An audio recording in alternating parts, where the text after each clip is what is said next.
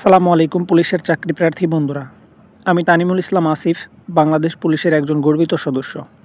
আজকে আপনাদের মাঝে নিয়ে আসলাম আরও একটি নতুন ভিডিও।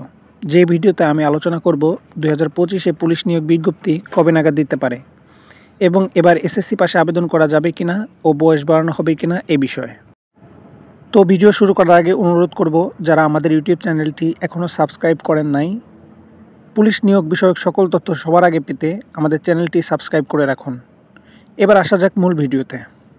2024 সালে যারা পুলিশের চাকরি পেয়েছিল এবং ট্রেনিংয়ের জন্য অপেক্ষায় ছিল, তাদের ট্রেনিংয়ে যাওয়ার তারিখ প্রকাশ করা হয়েছে। তারা খুব দ্রুতই ট্রেনিংয়ে চলে যাবে। গত কয়েকটি ব্যাচ থেকে আমরা দেখতে পেয়েছি, একটি ব্যাচ ট্রেনিংয়ে থাকা অবস্থায় আরেকটি ব্যাচের নিয়োগ বিজ্ঞপ্তি প্রকাশ করা হয়।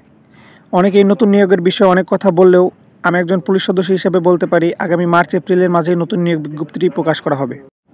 তাছাড়া আপনারা অনেকেই এবার নতুন নিয়োগে এসএসসি পাশে আবেদন করা যাবে কিনা এবং বয়স বাড়ানো হবে কিনা জানতে চেয়েছিলেন। বাংলাদেশ পুলিশ সংস্কার কমিশন এই বিষয়ে প্রথমে কথা বললেও এখন এই বিষয়ে কোনো ভ্রুক্ষেপ করছে না। তাই শতভাগ নিশ্চয়তার সাথেই বলা যায়, অন্তত আগামী নিয়োগে এসএসসি পাশে আবেদন করা যাবে, আর বয়স 18 থেকে 20 বছরের মধ্যেই হবে।